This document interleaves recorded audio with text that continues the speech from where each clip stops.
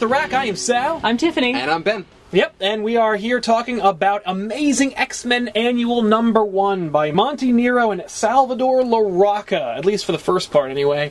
Initial impressions of Amazing X-Men Annual #1. This is an annual. Every year or so, they release an annual where they just kind of tell a self-contained story. It's kind of their way of bringing people in. This was very self-contained, but it kind of kept me out. Yes. It's just... I like Storm. She's a very cool character.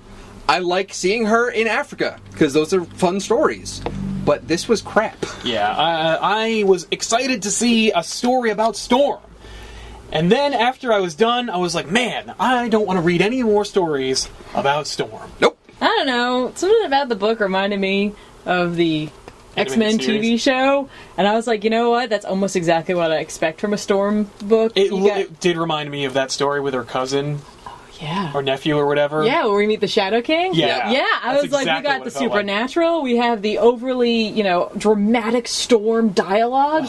Yeah. To me, I read everything in that voice. Yeah. I'm not saying that's good. Right. But I'm saying that that's what happened Right, to me. it invoked that imagery. What do you think about the art for the main story arc for Amazing X-Men Annual #1? I think there were some places where it works really well. But overall, the character designs were pretty lacking. Yeah, I found the physiology to regular humans. The monsters, you can give a pass to. It was very John Carpenter The Thing, I felt. But for people, it was a little 90s. It was stylized, but it really felt like it had sort of this cohesiveness to it.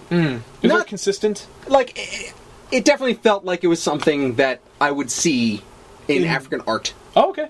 The art for me in a book is what draws me in immediately. It takes me double long to read a book that's handed to me because I look at the panels first and I go over it. The problem for me with this book is, and I hate to say it, it's the inker. He didn't put any line variation in his work. Everything is one size the whole way. And when you realize that, you can't look away. And the colors did a pretty good job, but it's there.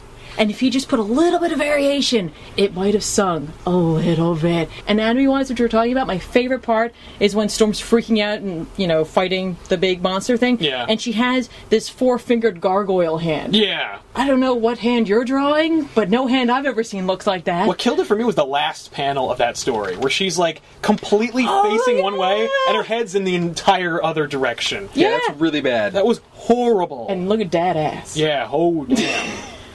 What killed me was the writing. Okay, let's get into that. The dialogue in this story is pretty cheesy. The whole Maduro character, is that his name? I thought it was Maduro, yeah. Maduro? Or Madura. Madura. Oh my god. No, it isn't. It's Meruda. Meruda. See, I'm entirely wrong. Because it didn't stand out to me. I didn't remember him as a person. No. He's just irritating. And he's so full of anger, blind anger. And then at the end, when Storm's battling him, and she takes control, he's like, my lightning, no. Yeah. Maruda is born from a mistake that Storm made in the past. Or may or may not. But then a character shows up and goes like, no. It wasn't you. Even though it clearly was, it wasn't, because otherwise you might have a mixed feeling about Storm. Yeah. It might be interesting if that were the case. Storm might not help. Right. She might give up doing the Storm thing then. Yeah, she might not bring the rain. If she feels bad about acting when we need her to, but she might not. Having to overcome internal conflict? No, we can't have that in a story. I did get a huge kick out of when they were battling and they were one-upping each other with what they were. Yeah. Like, I'm this, well, I'm that. Yeah. But I'm Rage, well, I'm Vengeance. But I'm Storm? And I was like, okay, guys. All right, we need bring it down. We need to take it back a few steps, and then we could probably enjoy this fight. So, how would you guys rate this book overall? On a scale of 1 to 10? I give this a 4. Yeah, I give it a 4 as well. I think I give it a 5 because it was like, but the art really killed it for me. And the backup couldn't save it. No, I'm going to give it a 5 simply because of that nostalgia factor for me, where it brought me back there, and I was like, man, I really want to watch some X-Men now. And the backups, as much as they weren't anything to write home about, I appreciate the fact that one artist did all of those different styles, and I was like, good for you, buddy. That is awesome. You've got some range. There you go. All new X-Men Annual #1. You can pick it up at your local comic book store, or probably pick it up on digital. I don't know. Anyway, I want to thank you all for watching. You can see us at littlehouseonline.com. You can check out our friends over at comicsfix.com. They're basically the online Netflix of comics. You pay one subscription rate, you get access to tons of indie digital comics. And if you want to check this whole thing out live, you can head on over to the Garden State Comic Fest on August 23rd at the Morristown Hyatt. We will be there, and we're going to have a panel and a table and all kinds of stuff. It's going to be great. Yeah. So we'll see you there, and we'll see you guys next time.